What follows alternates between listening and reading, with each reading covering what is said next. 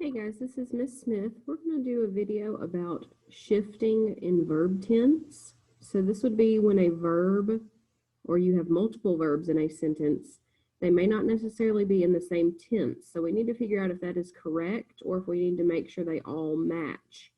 So let's look through this. It says a verb tense must match the time the verb's action takes place. So this means as long as the verbs in the sentence are in the correct tense based on the action taking place, all the verbs may not necessarily be the same tense as each other.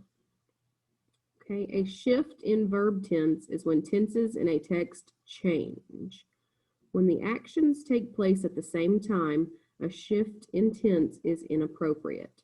So if you have an action taking place at the same time as another action, you're not going to need different tenses of verbs because the actions are taking place in the same time setting. So let's look at these examples. All right, the first sentence is no shift in verb tense. That means all the verbs are going to be in the same tense.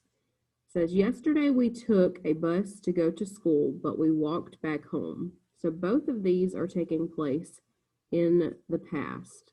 They already happened.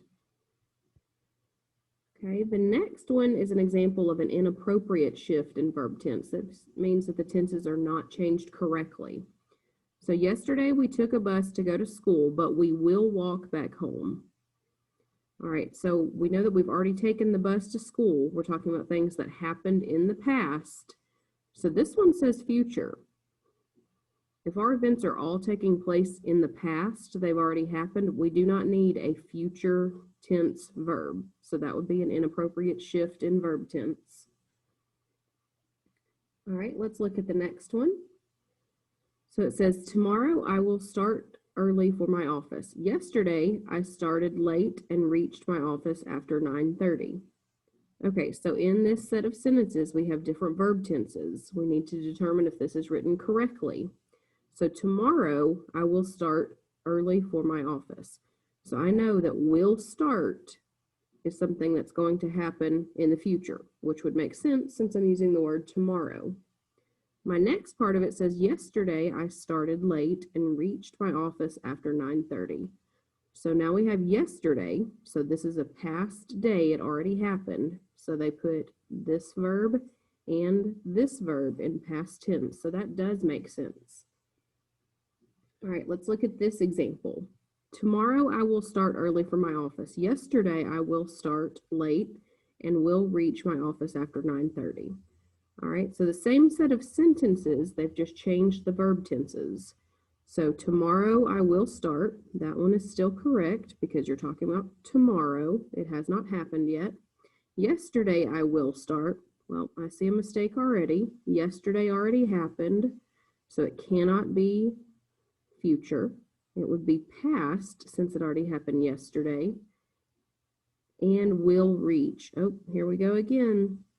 They put it into future tense, but we know that it needs to be past if we're talking about events that took place yesterday.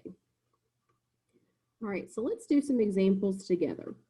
Your directions say, identify the verb tenses in each sentence. Rewrite each sentence with an inappropriate shift in verb tense.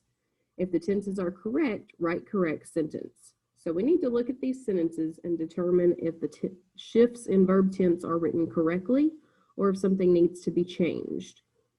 So number one, radishes are the crops that grew best in temperatures below 80 degrees. All right, so let's look at our verbs first. I know I have are and I have grew. So radishes are, so we're talking about the present tense, the crops that grew best in temperatures below 80 degrees. Now I see grew is past tense. So in this case, radishes are the crops, we're talking about what's happening right now, that grew best.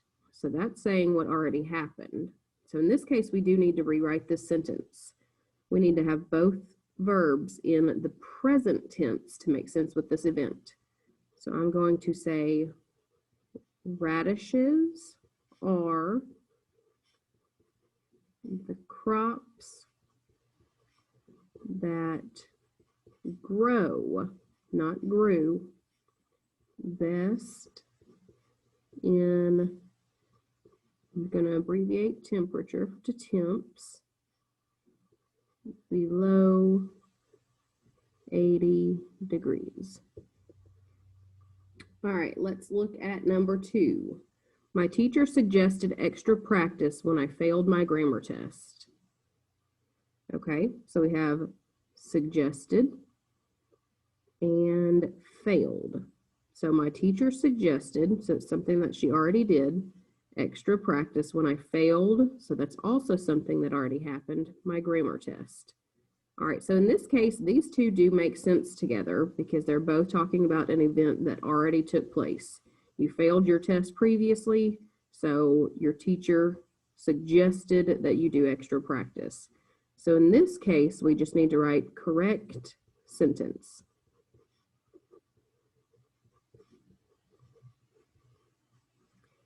All right, let's look at number 3. My mom planted the seeds that we will buy yesterday.